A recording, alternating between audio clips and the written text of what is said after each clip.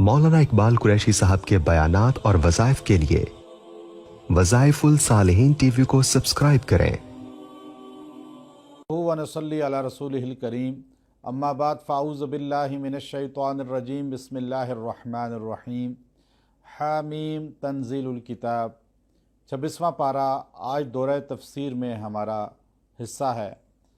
अल्लाह रब्बुल इज़्ज़त ने सूरह अहकाफ़ के अंदर मक्की अहकामात को बयान फरमाया। मक्की सूरतों में जैसे 3 चीज़ें आपको नुमायाँ मिलती हैं, तौहीद बारी ताला, रिसालत नबी सल्लल्लाहु अलैहि वसल्लम और यौमुल आखिरा। ये मक्की सूरत है और इस सूरत के आगाज़ में अल्लाह रब्बुल इज़्ज़त ने मुशरिकीन मक्का जिन बुतों की इबादत करते थे, जिन बुतों को हाजत रवा समझते थे और जहालत का आलम यह था, अपने हाथ से बनाए हुए बुत अपने हाथ से बनाने के बाद उनको मुश्किल कुशा का तसव्वुर कर लेते थे। जैसे आज इंसान अपने हाथ से किसी को कब्र में दफन करता है, उसकी तदफीन खुद करता है, उसके गुस्ल का पानी इंसान खुद जमा करते हैं, उसे गुस्ल देते हैं और कफन देने के बाद, कब्र में उतारने के बाद, दुआ करने के बाद उससे दुआएं मांगना शुरू हो जाते हैं और अक़ीदा ये रख लेते हैं कि ये हमारी हाजत रवाई करते हैं, कब्र वाले हमारी मुरादें पूरी करते हैं।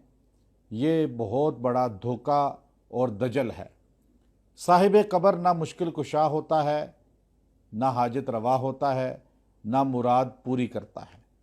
हाँ, अल्लाह तबारक व तआला उस कब्र वाले की बरकत से इंसान की दुआ कबूल करें तो इसमें कोई मुगालता नहीं, कोई शक नहीं, लेकिन साहिब कब्र ना हाजत रवा ना मुश्किल कुशा। अल्लाह रब्बुल इज़्ज़त यहाँ इरशाद फरमाते हैं आयत नंबर 3 में, कुल अराअयतुम मा तदऊन मिन दूनिल्लाहि अरूनी माज़ा खलक़ू मिनल अर्ज़ अम लहुम शिरकुन फ़िस समावात ईतूनी बिकिताबिम मिन क़ब्ली हाज़ा औ असारतिम मिन इल्म। फरमाया, मुझे आप पैगम्बर इनसे पूछिए, अराअयतुम मा तदऊन मिन दूनिल्लाह, तुम जिनको अल्लाह को छोड़ के पुकारते हो, हाजत रवा समझते हो, दिखाओ तो सही ज़रा, अरूनी, मुझे दिखाओ तो सही तुम कि माज़ा खलक़ू, इन्होंने कुछ पैदा किया हो, मिनल अर्ज़ी, ज़मीन के अंदर, अम लहुम शिरकुन फ़िस समावात, या आसमान में इनका कोई शरीक हो, आसमान में कोई हिस्सा हो। फरमाया ईतूनी बि किताब मिन क़ब्ली, मुझे कोई किताब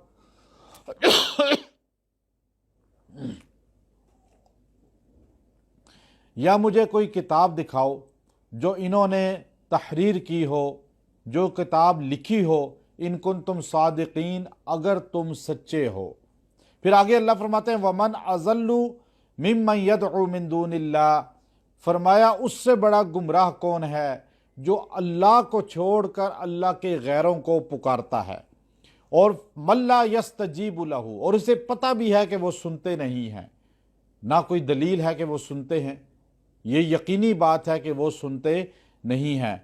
और फरमाया वइज़ा हुशिरन नास कानू लहुम आदाअन व कानू बिइबादतिहिम, क़यामत का दिन होगा जब इंसानियत को जमा किया जाएगा तो जिन जिन की तुम इबादत करते, उनको मुश्किल कुशा, उनको हाजत रवा समझते थे, तुम एक दूसरे के दुश्मन हो जाओगे। ये इस मज़मून को इसके अंदर बड़ी वजाहत से आगे भी बयान फरमाया। और एक चीज़ इसमें बड़ी अहम है, इंसान की तख्लीक। आयत नंबर 15, अल्लाह रब्बुल इज़्ज़त आयत के आगे फरमाते हैं कि हत्ता इज़ा बलग अशुद्धहू, यहाँ तक कि बच्चा जब पैदा होता है, मादर रहम में होता है, पहले उसका ववस्सैनल इंसान बिवालिदैहि, अल्लाह ने उसका ज़िक्र किया, उसके बाद उसके 9 महीने माँ के पेट में, फिर दूध का पिलाना, फिर दूध का छुड़ाना, उसके बाद हत्ता इज़ा बलग अशुद्धहू, जब वो जवान हो जाता है, व बलग 40 सना, और 40 साल की उम्र को पहुँच जाता है। 40 साल जवानी की उरूज की उम्र है। अम्बिया अलैहिस्सलाम को 40 साल में नबूवत मिलती है, चूँकि वो 40 साल की दहलीज़ पे पहुँचकर हर चीज़ में मिचोर हो जाते हैं, इसलिए हजूर अलैहिस्सलाम को भी नबूवत मिली 40वें साल। और आप सल्लल्लाहु अलैहि वसल्लम ने फरमाया, बुखारी में हदीस है कि हर नबी को بکریاں چرانا اللہ نے عطا فرمایا تاکہ اس کے اندر برداشت پیدا ہو۔ تو جب یہ 40 سال کا ہوتا ہے تو یہ دعا کرتا ہے نیک آدمی، ربی اوزعنی ان اشکر نعمتک التی انعمت علی، اے اللہ تو مجھے اتنی توفیق دے کہ میں تیری نعمتوں کا شکر ادا کروں، وعلی والدیہ، اور میرے ماں باپ کو بھی، کہ ماں باپ بھی توفیق نعمت کے شکر کی ان کو ملے اور اس کو بھی ملے۔ اور فرمایا وان اعمل صالحا ترضاہ، اور مجھے ایسے اعمال کی توفیق دے کہ تو مجھ سے راضی ہو جا، وہ اعمال میرے سے صادر ہوں۔ وَأَصْلِحْ لِي فِي ذُرِّيَّتِي، اور اے اللہ میری اولاد کو بھی اصلاح والا اپنا فرمانبردار بنانا۔ گویا کہ اولاد کے لیے پہلے سے دعا کرنا، شادی نہیں بھی ہوئی اس وقت بھی دعا کرنا۔ لوگ اولاد مانگتے ہیں، اولاد اللہ سے رو کر نہ مانگے خالی، بلکہ کہیں اے اللہ اولاد صالح عطا فرما، نیک اولاد عطا فرما، جو نجات کا ذریعہ بنے، جو صدقہ جاریہ بنے آپ کا۔ حضرت مولانا قاری طیب صاحب رحمۃ اللہ علیہ محترم دارالعلوم دیوبند فرماتے ہیں کہ میرے والد مولانا محمد احمد صاحب رحمۃ اللہ علیہ وہ فرمانے لگے کہ مجھے میرے والد حضرت اقدس مولانا قاسم ننوتوی رحمہ اللہ تعالی نے مرض الوفات میں اپنے پاس بلایا اور مجھے کہا بیٹا میں نے تجھے حفظ بھی کرایا، عالم بھی بنایا، ایک وقت آئے گا لوگ تجھے شیخ العلماء کہیں گے، شیخ التفسیر کہیں گے، شیخ المشائخ کہیں گے، شیخ الحدیث کہیں گے، علامہ کہیں گے، لیکن یاد رکھنا یہ سارے لقب تمہارے لیے ہیں، مجھے ان سے کیا فائدہ؟ میں نے اپنے لیے تمہیں حفظ کرایا ہے، مجھے روز ایک سپارہ قرآن پاک کا صدقہ جاریہ کے طور پر ایصال ثواب ضرور کرنا۔ مولانا احمد صاحب اپنے بیٹے مولانا قاری طیب صاحب رحمۃ اللہ علیہ کو مرض الوفات میں بلا کر کہنے لگے بیٹا میں نے تمہیں عالم بنایا، حافظ بنایا، دنیا کے دیگر چیزیں سکھائیں، لیکن باقی سب تمہارے اپنے لیے ہے، تمہارے عالم بننے، تمہارا شیخ التفسیر کہلانا، شیخ العلماء کہلانا میرے لیے کوئی فائدہ مند نہیں، میرے لیے یہی فائدہ مند ہے کہ تمہیں حفظ اپنے لیے کرایا، تم نے روز ایک پارہ مجھے حفظ صدقہ جاریہ کے طور پہ ایصال ثواب کرنا ہے۔ قاری طیب صاحب رحمۃ اللہ علیہ فرماتے ہیں کہ آج بڑھاپے کو پہنچ گیا، کوئی دن ایسا نہیں گزرا کہ میں نے اپنے والد کو ایک سپارہ قرآن حکیم کا ایصال ثواب نہ کیا ہو۔ یہ ہے اولاد صالح کہ جو آپ کو پڑھ کر بخشے، وہ نیک عمل کرے، وہ ویسے ہی آپ کے نامہ اعمال میں چلے جائیں گے، آپ کو بخشا زبان سے الفاظ نہ بھی کہے اس کی نیکی آپ کے نامہ اعمال میں جمع ہو جائے گی، اور بدکار اولاد چھوڑی تو ان کے گناہوں کا گناہ بھی آپ کے نامہ اعمال میں چلا جائے گا۔ اللہ رب العزت نے آپ دیکھیے کہ قرآن حکیم کے اندر جنات کا بھی ذکر کیا، انسانوں کا بھی ذکر کیا۔ اب جنات کی ایک جماعت جو مسلمان ہوئی، جو پہلی جماعت تھی، اس کا اللہ رب العزت یہاں ذکر کرتے ہیں آیت نمبر 29 میں، وَإِذْ صَرَفْنَا إِلَيْكَ نَفَرًا مِّنَ الْجِنِّ يَسْتَمِعُونَ الْقُرْآنَ فَلَمَّا حَضَرُوهُ قَالُوا أَنصِتُوا۔ اب جنات نے کہا یہ کیا ہوا، ہم آسمان پہ جاتے ہیں تو ستارہ ہمارے پیچھے لگ جاتا ہے، ہمیں جلا دیا جاتا ہے، اور ہمیں خبریں آسمان کی نہیں لینے کی اجازت، تو پہرے لگ گئے آسمانوں پہ فرشتوں کے، تو انہوں نے کہا کوئی انقلاب آیا ہے، جنات دنیا میں پھیل گئے۔ ایک جنات کی جماعت بابل کے مقام عراق نصیبین سے چلی، اور وہ اڑتے اڑتے اڑتے طائف کے قریب پہنچی، تو تہامہ کی وادی میں رسول اللہ صلی اللہ علیہ وسلم تلاوت قرآن فرما رہے تھے، تو جنات نے وہاں ایک دوسرے کو روکا، رکو، خاموش ہو جاؤ، سنو یہ کیا کہہ رہے ہیں۔ وَإِذْ صَرَفْنَا إِلَيْكَ نَفَرًا مِّنَ الْجِنِّ۔ اچھا، جنات جب آپ کی طرف پھرتے ہوئے پہنچے، یستمعون القرآن، تو انہوں نے وہاں پر قرآن پاک کو جو ہے کان لگا کے سننا شروع کر دیا۔ فلما حضروہ، اب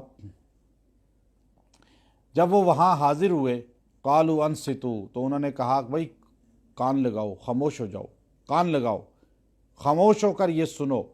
فلما قضیٰ، یہاں تک کہ جس وقت آپ نے تلاوت مکمل کر لی، ولوا الی قومہم منذرین، تو وہ اپنی قوم کے پاس چلے گئے ان کو بتانے کے لیے کہ کوئی نبی آیا ہے جو قرآن ایسے پڑھ رہا تھا جو اللہ کی کتاب ہے۔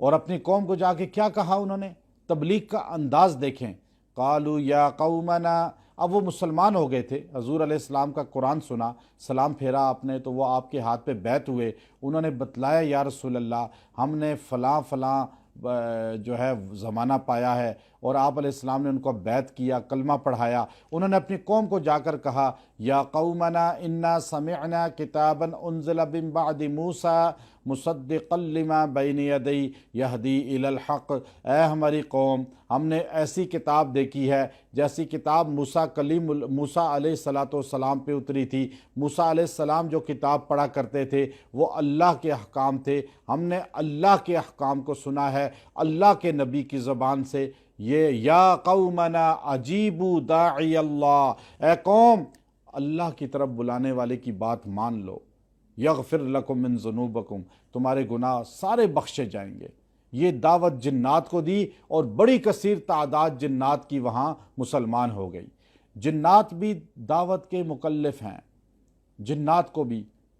میرے استاد تھے مفتی عزیز الرحمن صاحب، جو شیخ عبدالقیوم ہزاروی صاحب، یہ نصرت العلوم مدرسہ گجرانوالہ میں استاذ الحدیث رہے، 1953 میں میرے استاد نے LLB بھی کیا۔ مفتی عیسیٰ صاحب رحمۃ اللہ علیہ جو پنجاب کے مفتی تھے، وہ مفتی عزیز الرحمن صاحب میرے استاد کے شاگرد تھے۔ اور مولانا مفتی عزیز الرحمن صاحب بڑے آدمی تھے، ان کے والد مولانا محمد جان صاحب شیخ القرآن مولانا غلام اللہ خان رحمۃ اللہ علیہ کے شاگرد تھے، استاد تھے، بلکہ مولانا غلام اللہ خان رحمۃ اللہ علیہ مولانا محمد جان صاحب کے شاگرد تھے۔ اور میرے استاد اکثر مجھے واقعات سناتے تھے، میں نے عملیات بھی ان سے سیکھی، 5 سال ان کی خدمت کی۔ تو فرماتے تھے کہ ان کے بھائی مولانا عبدالرشید صاحب حکیم تھے، مولانا عبدالغنی صاحب وہ بڑے ان کے بھائی علماء میں سے تھے اور ماشاءاللہ عملیات میں بہت ماہر تھے۔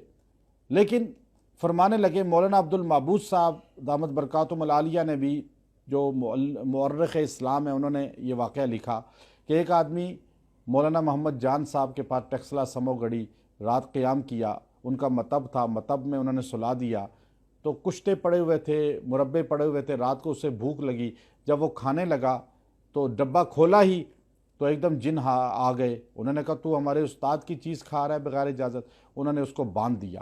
صبح وہ نماز کے لیے نکلے تو انہوں نے آواز دی اور چلے گئے، واپس آئے پھر آواز دی، دروازہ نہیں کھلا، انہوں نے کہا بھائی دروازہ کھولو نماز پڑھو، تو اندر سے اس نے چلا کر کہا میں تو بندھا ہوا ہوں چارپائی کے ساتھ، اور اندر سے کنڈی بھی تھی۔ پھر دروازہ توڑا گیا تو مولانا محمد جان صاحب جو میرے استاد کے والد تھے وہ جنات کو پڑھاتے تھے، جنات ان کے بیعت ہو کر ان کے پاس دین کی چیزیں سیکھتے تھے۔ بہت سے علماء ہمارے ہیں الحمدللہ، جنات کو پڑھانے کا شرف عطا ہوتا ہے ہمیں۔ آگے اللہ رب العزت نے سورہ محمد کا نزول فرمایا۔ سورہ محمد یاد رکھیے یہ مدنی صورت ہے، اس میں جہاد قتال کے احکامات ہیں، قتال کے سب سے شدید احکام اس میں ہیں، سورۃ القتال بھی اسے کہا جاتا ہے۔ لیکن اس کے اندر نبی صلی اللہ علیہ وسلم کا اسم گرامی آیا، حضور علیہ السلام کا 4 مرتبہ قرآن حکیم میں نام مبارک آیا، ایک آل عمران میں، پھر سورہ احزاب میں، سورہ فتح میں اور سورہ محمد میں۔ اللہ رب العزت نے پہلے شروع ہی میں اللہ نے کفر کو اور نفاق کو اور مسلمانوں کو الگ کر دیا۔ الذین کفروا وصدوا عن سبیل اللہ اضل اعمالہم، کافر اللہ کی راہ سے روکتے ہیں، برباد ہیں ان کے اعمال۔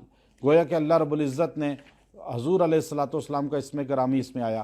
حضور کا نام محمد صلی اللہ علیہ وسلم، قیامت کے دن اللہ رب العزت فرمائیں گے محمد قم محمد حبیبی، حضور علیہ السلام کو حکم ہوگا آپ کھڑے ہوں اور جنت میں داخل ہوں، سارے نام محمد والے اٹھ کے چل پڑیں گے جنت کی طرف۔ اللہ فرمائیں گے میں نے اپنے محبوب محمد کو پکارا، لیکن تم سارے محمد نام کی برکت سے مجھے حیا آتی ہے کہ میں اسے دوزخ میں پھینکوں، تم سب جنت میں چلے جاؤ۔ فرمایا محمد نام میں بڑی تاثیر ہے کہ محمد نام میں کمی نہیں ہو سکتی، یہ واحد نام ہے۔ موسیٰ جتنے نبیوں کے نام ہیں ایک حرف کاٹ دیں تقصیر ہو جائے گی، موسیٰ میم ہٹا دیں معنی چینج ہو جائے گا۔ لیکن حضور کا نام محمد، میم ہٹا دیں پھر بھی حمد، تعریف، حمد کا ہا ہٹا دیں پھر مد کھینچنا، یہ بھی جنت کی طرف کھینچنے والے، پھر میم بھی ہٹا دیں دال، دعوت دینے والا، بلانے والا جنت کی طرف۔ تو نبی کو اللہ نے جو نام دیا بغیر نقطے کے، اللہ کا نام بھی بغیر نقطے کے۔ اللہ نے حضور علیہ السلام کے نام میں تاثیر رکھی ہے۔ جس کے بچے ضائع ہو جاتے ہوں وہ عورت مرد نیت کر لیں بیٹے کا حمل ہوگا تو بیٹے کا نام محمد رکھیں گے، اور دوسرے تیسرے چوتھے 4 مہینے ہر مہینے پیٹ پہ عورت کے انگلی سے محمد لکھتا رہے، انشاءاللہ اللہ تبارک و تعالی بیٹا عطا فرمائے گا اور حفاظت کے ساتھ اس کی جو ہے پیدائش ہوگی۔ اللہ رب العزت نے کھڑے ہو کے کھانے والوں کے لیے وعید فرمائی ہے۔ اس میں سورہ محمد کے اندر کھڑے ہو کے جو کھانا کھاتے ہیں، اللہ رب العزت نے فرمایا، آپ دیکھیے آیت نمبر 12، والذین کفروا یتمتعون ویأکلون کما تأکل الانعام والنار مثوی لہم۔ یہ جو فائدہ اٹھا رہے ہیں نا دنیا میں، یہ ایسے کھاتے ہیں جیسے جانور کھاتے ہیں، جانوروں کی طرح۔ جانور کبھی بھی آپ دیکھیں گے بیٹھا ہوا ہوگا، کھانے کے لیے اٹھ کے کھڑا ہو جائے گا اور منہ نیچے کر کے کھڑا ہو کے کھائے گا۔ اللہ نے گویا کہ اشارہ کر دیا، یہ جو کھڑے ہو کے کھاتے ہیں نا پلیٹیں پکڑ کے شادیوں میں، یوں آج تو فیشن بن گیا، بھئی آپ کرسی پہ بیٹھ جائیں، زمین پہ بیٹھ جائیں، لیکن پلیٹ لے کر ہاتھ میں یوں پھرتے پھرتے نہ کھائیں، آپ بلکہ بیٹھ جائیں۔ جانور یہ کرتا ہے، وہ کھانے کے لیے اٹھ کھڑا ہوتا ہے، اور انسان کو اللہ نے، حضور علیہ السلام کھانا کھاتے تھے حیات کی شکل میں بیٹھ کر، آپ یا ایک گھٹنا اوپر اٹھا کر یا دونوں گھٹنے اوپر اٹھا کر۔ آپ علیہ السلام کی اکثر عادت تھی کہ آپ دونوں گھٹنے یہ اٹھا کر بیٹھ کے، جیسے جوتوں سمیت بیٹھتا ہے بندہ، ایسے کھایا کرتے تھے۔ کہا یا رسول اللہ یہ طریقہ تو غلاموں کا ہے۔ آپ نے کہا ہاں میں اللہ کا غلام ہوں، مجھے یہ پسند ہے کہ میں اس طرح کھاؤں۔ کھانے کے آداب ہیں، گوٹھ مار کے بھی کھانا خلاف سنت ہے، ہاں نہ باقی طریقوں سے بیٹھ سکیں تو گوٹھ مار لیں۔ تو اللہ نے جنت کی نعمتیں ذکر فرمائیں۔ جنت کے اندر جو ہے اللہ رب العزت انسان کو کیا نعمتیں دے گا۔ آیت نمبر آپ دیکھیے 15، مثل الجنت التی وعد المتقون، جنت جس کا تم سے وعدہ ہے وہ یہ ہے، اس میں انہار من ماء غیر آسن، اس میں پانی کی نہریں ہوں گی جو خراب نہیں ہوگا، وانہار من لبن، وہ دودھ کی نہریں ہوں گی، لم یتغیر طعمہ، جس کا ذائقہ خراب نہیں ہوگا، وانہار من خمر لذت للشاربین، شراب ہوگی جس کو پینے سے انسان پاگل نہیں ہوگا، وانہار من عسل مصفی، اور شہد کی نہریں ہوں گی، صاف ستھرا شہد ہوگا۔ آگے آیت نمبر 20، وَيَقُولُ الَّذِينَ آمَنُوا لَوْلَا نُزِّلَ السُّورَةُ، اور یہ لوگ کہتے ہیں ایمان والے کہ کوئی سورت کیوں نہیں اترتی جہاد کی۔ مکے میں ماریں بہت کھائی تھی، کہتے تھے یا رسول اللہ کوئی جہاد کی آیت اترے، کوئی جہاد کی آیت اترے، ہمیں مقابلہ ہو کافروں سے، اللہ کی طرف سے فیصلہ ہو تو پھر وہ جہاد بن جائے گا، خود لڑیں گے تو لڑائی ہوگی۔ اللہ نے فرمایا فَإِذَا أُنزِلَ السُّورَةُ، جب ہم نے محکم صورت اتار دی، وَذُكِرَ فِيهَا الْقِتَالُ، جس میں قتال کا حکم ہے، جہاد کا حکم ہے، سورہ محمد، سورہ انفال، سورہ توبہ، تو رَأَيْتَ الَّذِينَ فِي قُلُوبِهِم مَرَضٌ، لیکن آپ دیکھیں جس کے دل میں بیماری ہے، منافق ہے جو، يَنظُرُونَ إِلَيْكَ نَظَرَ الْمَغْشِيِّ عَلَيْهِ مِنَ الْمَوْتِ، اس کا چہرہ دیکھیں اس پہ موت پڑ رہی ہے، جیسے اس کا چہرہ ایسے لٹک رہا ہے جہاد کا سن کے کہ مر جائیں گے۔ بھائی جہاد میں کون مرتا ہے؟ خالد بن ولید رضی اللہ تعالیٰ عنہ 125 جنگیں لڑیں، کسی میں شکست نہیں کرائی، اور فرمایا بستر مرگ پہ فوت ہو رہا ہوں۔ زرار ابن ازور رضی اللہ تعالیٰ عنہ قمیص بھی نہیں پہنتے تھے جہاد میں، اور زرہ بھی نہیں پہنتے تھے۔ اللہ نے کس طرح مقام عطا فرمایا، تو اس لیے فرمایا کہ ان کے چہروں پہ موت آ جاتی ہے جب جہاد کا ذکر سنتے ہیں۔ منافق جہاد کے ذکر سے پریشان ہوتا ہے، مومن خوش ہو جاتا ہے اللہ سے ملاقات ہوگی۔ اس لیے ہمیں منافقت نہیں بلکہ ایمان والے روش اختیار کرنی چاہیے۔ سورہ فتح، یہ فتح ہے، مکی صورتوں میں سے ہے، رزق کی تنگی دور کرنے کے لیے اسے ظہر کے بعد پڑھنے سے رزق کی تنگیاں دور ہو جاتی ہیں۔ اللہ رب العزت نے اس کے اندر 3 چیزوں کو خاص بیان کیا۔ ایک یہ کہ جب صحابہ کرام صلح حدیبیہ میں آئے اور مکہ عمرہ کرنا چاہتے تھے لیکن آپ کو روک دیا گیا، عثمان غنی رضی اللہ تعالیٰ کو آپ نے بھیجا کفار سے بات کرنے کے لیے، تو مکہ کے مشرکوں نے ان کو نظر بند کر دیا اور کہا آپ عمرہ کریں، حضور کو اجازت نہیں۔ عثمان غنی نے کہا پھر میں بھی نہیں کرتا۔ اب عثمان غنی نظر بند، ادھر خبر مشہور کر دی عثمان شہید ہو گئے۔ علم غیب اللہ کے علاوہ کسی کے پاس نہیں۔ حضور صلی اللہ علیہ وسلم نے صحابہ اکرام کو بلوایا، اور ایک درخت تھا، وہ حدیبیہ کا مقام جہاں ایک درخت تھا، الحمدللہ وہاں جا کے کئی بار ہم نے حاضری دی، دعائیں کی۔ بیت اللہ کے چابی بردار کی وہاں زمینیں ہیں، وہ مجھے کئی بار اپنے ساتھ لے گئے، وہاں جا کے ہم نے الحمدللہ ان جگہوں پہ عبادات بھی کی اور اس وقت کو یاد کیا۔ تو حضور علیہ السلام ایک درخت کے نیچے بیٹھ گئے، اور درخت کے نیچے بیٹھ کر آپ نے یوں کہا، آؤ صحابہ میرے ہاتھ پہ بیعت کرو کہ عثمان کے قتل کا بدلہ لیں گے۔ صحابہ کرام ایک ایک آ کر آپ کے ہاتھ پہ بیعت ہونا شروع ہو گئے، اور ایک صحابی ہاتھ رکھتا چلا جاتا اور کہتا یا رسول اللہ موت کی بیعت کر رہا ہوں۔ سارے صحابہ نے ایک صحابی عثمان کے لیے موت کی بیعت کی۔ جب حضور کے ہاتھ پر 1400 صحابہ نے ہاتھ رکھ لیے، حضور نے کہا اے صحابہ یہ ہاتھ میرا عثمان کا ہے، عثمان بھی چاہتا ہے کہ اپنا بدلہ لے۔ اب دیکھیے علم غیب اللہ کے علاوہ کسی کو نہیں پتا، عثمان زندہ ہیں اور حضور علیہ الصلوۃ والسلام فرما رہے ہیں کہ وہ اپنے قتل کا بدلہ لینا چاہتا ہے۔ حضور نے یوں اپنا ہاتھ اپنے ہی ہاتھ کے اوپر رکھ کر کہا یہ ہاتھ عثمان کا ہے۔ وہ جب آپ نے اپنا ہاتھ یوں رکھا تو اللہ نے عرش سے قرآن نازل فرمایا، ان الذین یبایعونک انما یبایعون اللہ۔ میرے نبی یہ جو آپ کے ہاتھ پہ بیعت کر رہے ہیں یہ آپ کے ہاتھ پہ نہیں بلکہ اللہ کے ہاتھ پہ بیعت کر رہے ہیں۔ ید اللہ فوق ایدیہم، نیچے آپ کا ہاتھ ہے، اوپر 1400 صحابہ کا ہاتھ ہے، ان سب کے اوپر ید اللہ، اللہ کا ہاتھ ہے۔ اللہ بھی ان صحابہ کو پسند کرتا ہے، اور پھر اللہ رب العزت نے صحابہ کے اوپر اپنا ہاتھ قرار دیا۔ جس کے اوپر اللہ کا ہاتھ ہو، نیچے محمد مصطفیٰ کا ہاتھ ہو، وہ صحابہ کبھی گمراہ نہیں ہو سکتے، کبھی بھٹک نہیں سکتے۔ اور پھر عثمان غنی کے لیے آپ نے یہ شرطیں رکھیں، یہ جہاد کا، یہ موت کا بیعت آپ نے لی، لیکن بعد میں خبر ملی وہ زندہ ہیں۔ اور پھر عثمان غنی رضی اللہ تعالی عنہ آ گئے، اور پھر مشرک آئے، معاہدہ کیا۔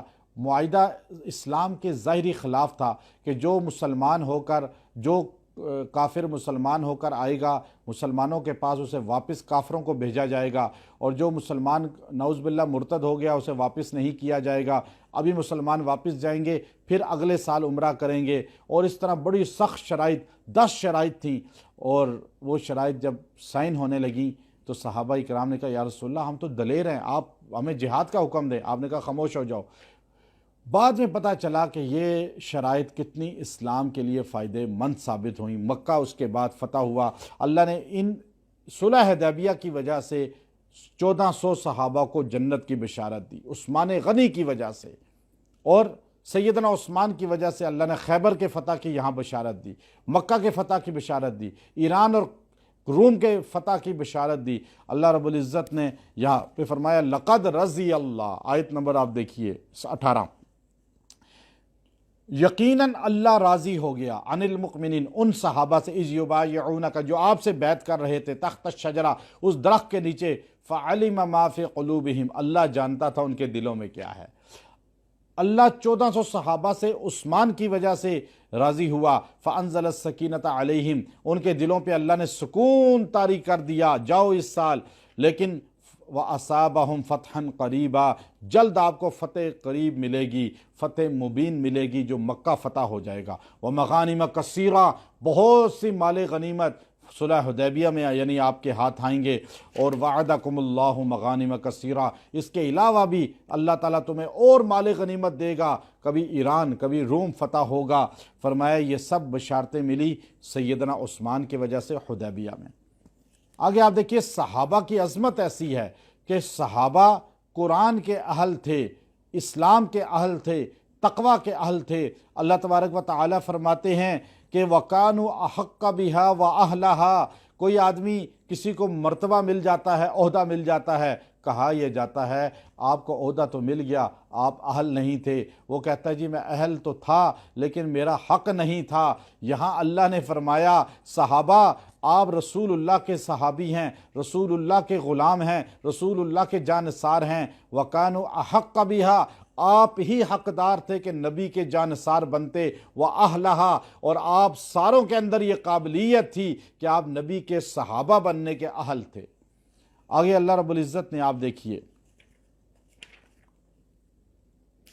یہ جو آیت ہے آخری رکوع سورہ فتح 27 نمبر آیت، لَقَدْ صَدَقَ اللَّهُ رَسُولَهُ الرُّؤْيَا، حضور نے خواب دیکھا تھا کہ میں عمرہ کر رہا ہوں، تو اس کے بعد آپ احرام باندھ کر آئے تھے، پھر صلح حدیبیہ ہوئی اور اس سال آپ واپس چلے گئے، اگلے سال پھر آپ نے آ کر عمرہ کیا۔ یہ آیت کریمہ میں اس کا ذکر ہے، محلقین رؤوسکم، آپ نے سر اپنا منڈایا، صحابہ نے ایک دم آپ کی تقلید کی اور پھر آپ مکہ واپس چلے گئے۔ یہ آیت کریمہ جو روزانہ اذان سننے کے بعد ایک بار پڑھے گا، اللہ تبارک و تعالیٰ اس کو حج اور عمرے کی سعادت عطا فرمائیں گے۔ جو بھی اس کو پڑھے گا اللہ اسے سعادت حج عطا فرماتے ہیں۔ آگے آپ دیکھیے اللہ رب العزت نے فرمایا آخری رکوع آخری آیت، محمد الرسول اللہ، محمد صلی اللہ علیہ وسلم اللہ کے رسول ہیں۔ گواہی قرآن نے دے دی کہ محمد اللہ کے رسول ہیں۔ اب نظام زندگی صرف محمد صلی اللہ علیہ وسلم کی غلامی کے مطابق چلے گا، اس کے علاوہ نہیں۔ اس کے بعد فرمایا والذین معہ، جو محمد صلی اللہ علیہ وسلم کے ساتھ ہیں۔ ساتھ کون تھے؟ خلفۂ راشدین کا گویا کہ آیت میں ذکر ہوا، والذین معہ، جو ساتھ ابو بکر، اس وقت بھی ہر غار میں ساتھ، ہر جنگ میں ساتھ، ہر جگہ ساتھ، یہاں تک کہ روضہ پاک میں آج بھی ساتھ، معہ اشداء علی الکفار، اور جو کافروں پہ سخت ہیں۔ ابو بکر کے بعد عمر خلیفہ بنے، کافروں پہ سخت، مسلمانوں کے ساتھ محبت کرنے والے جلالی حکمران، جلالی صحابی، کہ آج بھی اگر عمر کا نام لیا جائے شیطان بھاگ جاتا ہے۔ جس جگہ عمر لکھیں گے شیطان وہاں سے، شین وہاں سے نہیں گزر سکے گا۔ پتہ یہ چلا عمر کا نام آج بھی منافقوں کے لیے بہت بڑا تیر ہے۔ عمر کا نام میں اتنی تاثیر ہے، حضور نے فرمایا عمر جس رستے سے تو گزرتا ہے شیطان وہ رستہ چھوڑ دیتا ہے۔ ابو بکر صدیق رضی اللہ تعالی عنہ معہ، اللہ رب العزت نے فرمایا ان اللہ یتجلی للناس عاما ولابا بکر خاصہ، قیامت کے دن ابو بکر کو خاص اللہ کی زیارت ہوگی، انسانیت کو عام زیارت ہوگی، چاند جیسے سارے دیکھتے ہیں۔ اور اب عمر کے بارے میں فرمایا لو کان بعدی نبی لکان عمر، میرے بعد کوئی نبی ہوتا تو عمر ہوتا۔ تیسرا اشداء علی الکفار کے بعد رحماء بینہم، آپس میں پیار کرنے والے ہیں، آپس میں نرم ہیں، اور امت کا سب سے زیادہ نرم کہ اپنی نرمی کی خاطر مدینے میں اپنی جان دے دی لیکن جنگ نہیں ہونے دی۔ انہیں 83 سال کی عمر میں شہادت قبول ہو گئی۔ سیدنا عثمان ذو النورین، جن کے بارے میں حضور نے فرمایا میں اس عثمان سے حیا کیوں نہ کروں جس سے اللہ کے فرشتے بھی حیا کرتے ہیں۔ اور پھر فرمایا اس کے بعد تراہم رکعا سجدا، سجدے کرنے والا، عابد اور زاہد، قرآن حکیم کو پڑھنے والا، جہاد کرنے والا، وہ علم نبوت کا دروازہ ہے۔ انا مدینۃ العلم و علی بابوہا، حضرت علی رضی اللہ تعالیٰ عنہ۔ چاروں خلفاء کا ذکر، اور فرمایا صحابہ کرام کی شان یہ ہے کہ ان کی شان قرآن میں بھی ہے، حدیث تورات میں بھی ہے، انجیل میں ہے۔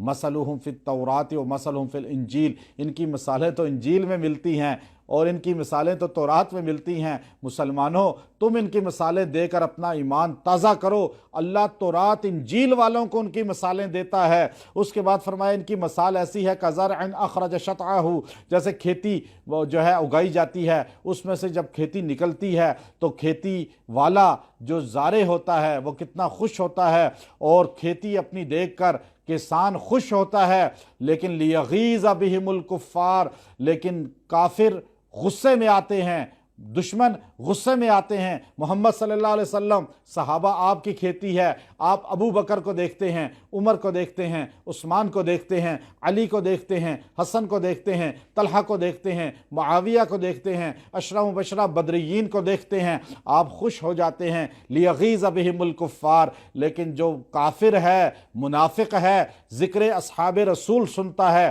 ذکر معاویہ سنتا ہے، ذکر عمر سنتا ہے، ذکر اصحاب رسول سنتا ہے، لیغیظ بہم الکفار، تو وہ بغض کی وجہ سے ایک دم جل بھن جاتا ہے۔ امام مالک رحمۃ اللہ علیہ سے جب پوچھا تھا ہارون الرشید نے کہ بتائیں حل لمن سب اصحاب رسول اللہ صلی اللہ علیہ وسلم کمن فی حقہ، جو صحابی کو گالی دے کیا اس کو بیت المال سے مدد کی جائے گی؟ آپ نے فرمایا لا، نہیں کی جائے گی۔ انہوں نے کہا کیوں نہیں؟ کافر کا حق ہے، یہودی کو مدد کی جاتی ہے، عیسائی کو کی جاتی ہے، اس کو کیوں نہیں کی جائے گی؟ فرمایا اس لیے کہ وہ تو اسلام سے خارج ہو کر ارتداد کی طرف چلا گیا۔ کہ یہ ارتداد کا فتویٰ کہاں سے دیا؟ کہ اللہ کے قرآن سے۔ اللہ کا قرآن کہتا ہے صحابہ سے بغض رکھنے والا لیغیظ بہم الکفار، وہ کافروں میں سے ہو سکتا ہے، مسلمان نہیں۔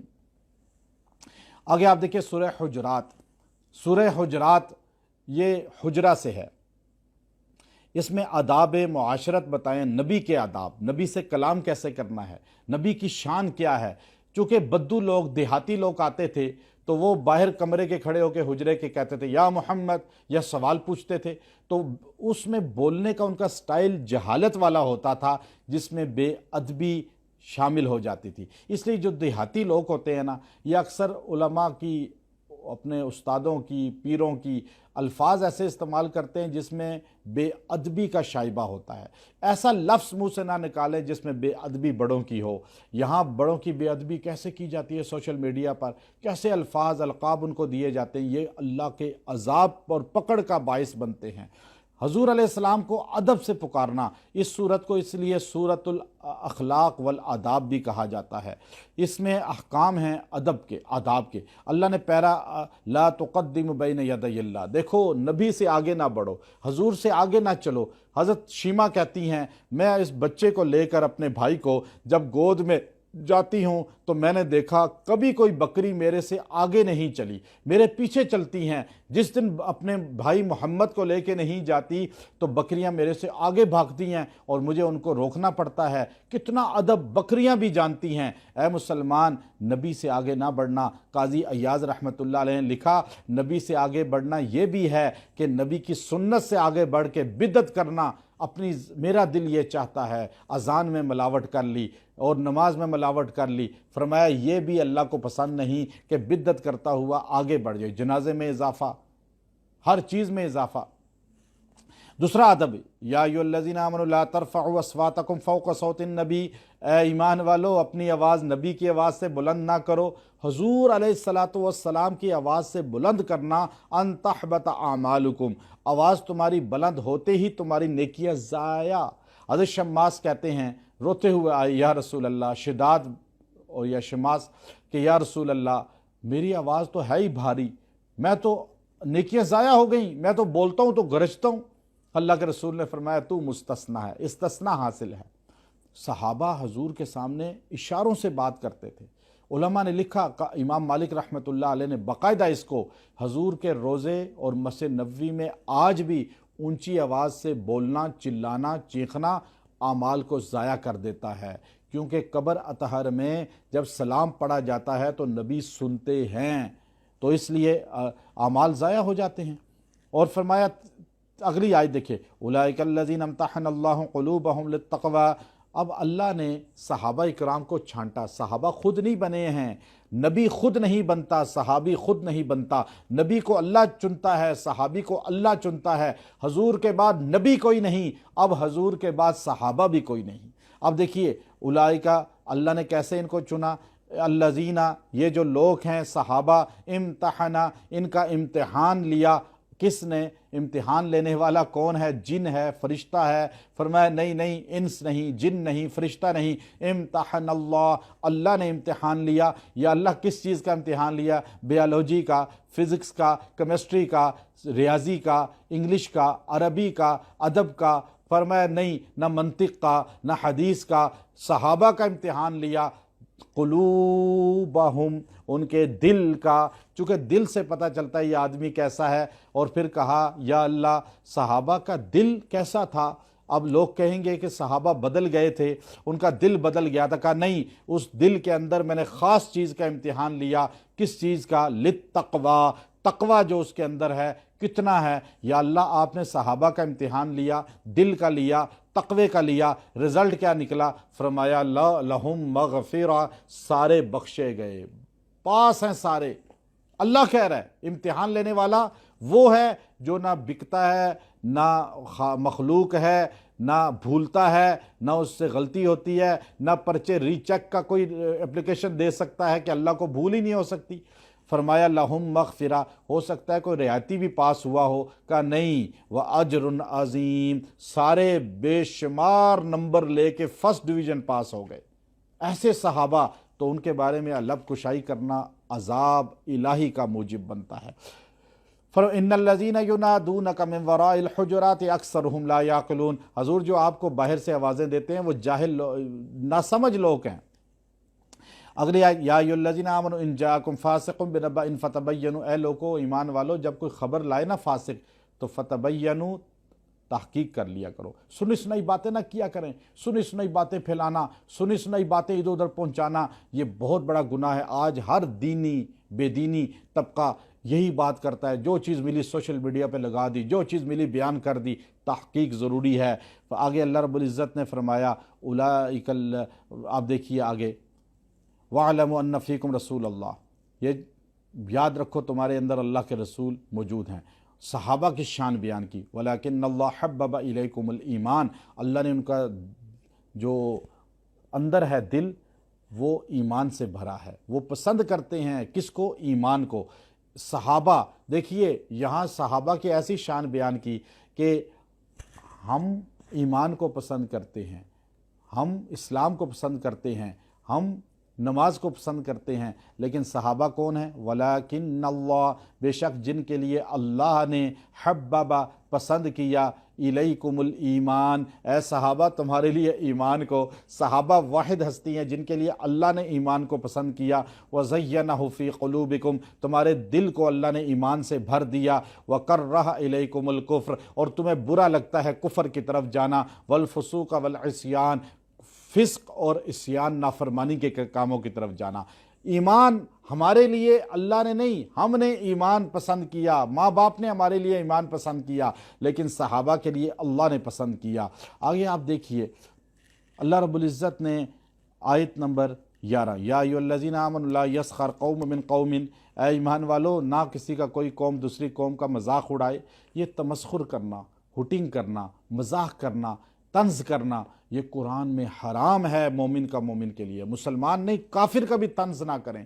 ہمارے یہاں کیسے طنز کیا جاتا ہے، آج تو سوشل میڈیا طنز سے بھرا ہوا ہے۔ اللہ رب العزت اس کو سختی سے منع کرتے ہیں، انما المؤمنون اخوہ، ایمان والو تم آپس میں بھائی ہو، بھائی ہو، ہم آپس میں بھائی بن کر رہیں، ہماری چھوٹی موٹی غلطیوں کو معاف کریں، تعصب نہ کریں۔ اور اس کے بعد اللہ رب العزت کیا فرماتے ہیں؟ وَلَا تَلْمِزُوا أَنفُسَكُمْ، اور ایک دوسرے کو تانے مت دو۔ یہ جو تانے دیے جائے ساس بہو کو، بہو ساس کو، اور ایک دوسرے کو تانے، میں نے تمہیں یہ دیا، تم تو غریب تھے۔ اور وَلَا تَنَابَزُوا بِالْأَلْقَابِ، غلط لقب بھی نہ لگاؤ کسی کے، کہ لقب لگاتے ہو جیسے تم کسی کے نام کے ساتھ توہین والا لقب لگا دیا، نام بگاڑ دیا، یہ گناہ کبیرہ ہے۔ بئس الاسم الفسوق، یہ تو بہت برائی کا کام ہے، اللہ رب العزت تمہیں اس سے بچائے۔ آگے فرمایا یا ایھا الذین آمنوا اجتنبوا کثیرا من الظن، اے لوگو ایمان والو بدگمانیوں سے بچو۔ یہ بدگمانی جو ہے نا کھا جاتی ہے۔ آپ کو کسی کے بارے میں کوئی شک گزرتا ہے، فوراً جا کے پوچھیں، تحقیق کریں، بدگمانی نہ کریں۔ ولا تجسسوا، اور ٹو میں مت لگو۔ اگر آپ ٹو میں لگ گئے نا تو آپ ہر ایک سے غلطی نکال سکتے ہیں۔ اسی لیے تو صحابہ اور انبیاء سے بھی وہ لوگ جو ٹو میں لگے انہوں نے خطائیں نکال کے اپنی آخرت برباد کی ہے۔ اس لیے فرمایا ولا یغتب، اور غیبت بھی مت کرو، بعضکم ایک دوسرے کی۔ غیبت کتنا بڑا گناہ ہے۔ ایحب احدکم ان یاکل لحم اخیہ میتا، کیا تو پسند کرتا ہے مردار بھائی کا گوشت کھائے؟ غیبت کرنا مردار گوشت کھانے کے برابر ہے، اس لیے غیبت سے سختی سے منع کیا۔ اور غیبت اتنا بڑا گناہ ہے، فرمایا اپنی ماں کے ساتھ زنا کرنے کے مترادف ہے۔ غیبت اتنا بڑا گناہ ہے کہ آپ کی نیکیاں دوسرے کے نامہ اعمال میں چلی جاتی ہیں۔ ہمارے سے جو بیت ہوتے ہیں میں اکثر ان کو یہ تلقین کرتا ہوں، غیبت بینک میں جمع کرتے جائیں، اور جب اکاؤنٹ سے نکلوانے جائیں تو اگلا کہے کہ آپ کا تو اے ٹی ایم خالی ہو گیا، آپ نے اے ٹی ایم خالی کر دیا، تو آپ کی کیا حالت ہوگی؟ آپ یہاں تہجد پڑھ رہے ہیں، عبادات کر رہے ہیں، قیامت کے دن اللہ کہے گا تیری ساری نیکیاں ضائع، تو نے فلاں کی غیبت کی، وہ نیکیاں وہاں منتقل ہو گئی۔ تو غیبت سے بچیں۔ آگے اللہ رب العزت فرماتے ہیں یا ایھا الناس انا خلقناکم من ذکر و انثی، اے انسان تجھے ہم نے مرد اور عورت سے پیدا کیا، پھر تمہارے قبیلے تعارف کے لیے بنائے، تم تعارف کے لیے قبیلہ ہے تمہارا، یہ نہیں کہ تم فخر کرو میں سید ہوں، میں جو ہے راجپوت ہوں، میں قریشی ہوں، فخر نہیں۔ فخر کس پر ہونا چاہیے؟ ان اکرمکم عند اللہ اتقاکم، تم میں اللہ کے نزدیک عزت والا وہ ہے جو تقوی والا ہے، متقی ہے، پرہیزگار ہے۔ اللہ کے نزدیک عزت والا بننے کے لیے پرہیزگار کو اللہ شان دیتا ہے، اور سب سے بڑا تقوی والا وَسَيُجَنَّبُهَا الْأَتْقَى، سب سے بڑا تقوی والا قرآن نے ابو بکر صدیق کو کہا ہے۔ آگے آپ دیکھیے قالت الاعراب آمنا قل لم تؤمنوا، اعرابی آئے دیہاتی آ کر کہنے لگے یا رسول اللہ ہم مومن ہو گئے، آمنا یا رسول اللہ۔ حضرت جبرائیل اسی وقت تشریف لائے، یہ دعویٰ اتنا بڑا کر رہے ہیں ہم مومن ہو گئے۔ قل لم تؤمنوا ولکن قولوا اسلمنا، ابھی تم مسلمان ہوئے ہو، زبان سے کلمہ خالی کہا ہے، دل میں نہیں اترا تمہارے۔ آج مسلمان سوچے جو صرف زبان سے کلمہ پڑھ کے عملاً اسلام سے محروم ہے، اللہ اس کو یہاں سمجھا رہا ہے کہ ابھی تمہارے دل میں نہیں، ولما يدخل الایمان فی قلوبکم، ابھی ایمان تمہارے دل میں نہیں اترا، وَإِن تُطِيعُوا اللَّهَ وَرَسُولَهُ، کیونکہ تم نے ابھی اللہ رسول کی اطاعت ہی نہیں کی۔ جسم کو محمد صلی اللہ علیہ وسلم کی غلامی میں ڈھال دینا یہ ایمان ہے۔ اور پھر اللہ رب العزت نے آگے صاف الفاظ میں آخری جملہ کہا کہ قُلْ أَتُعَلِّمُونَ اللَّهَ بِدِينِكُمْ، تم جو ہے اللہ رب العزت کو فخر بتاتے ہو، یمنون علیک ان اسلموا، تم احسان جتلاتے ہو کہ تم اسلام لے آئے، تم احسان جتاتے ہو کہ تم مسلمان ہو۔ فرمایا نہیں، تم احسان نہ جتاؤ، بلکہ بل اللہ یمن علیکم ان ہداکم، اللہ تم پر احسان کرتا ہے کہ تمہیں ہدایت دے کر ایمان دیا۔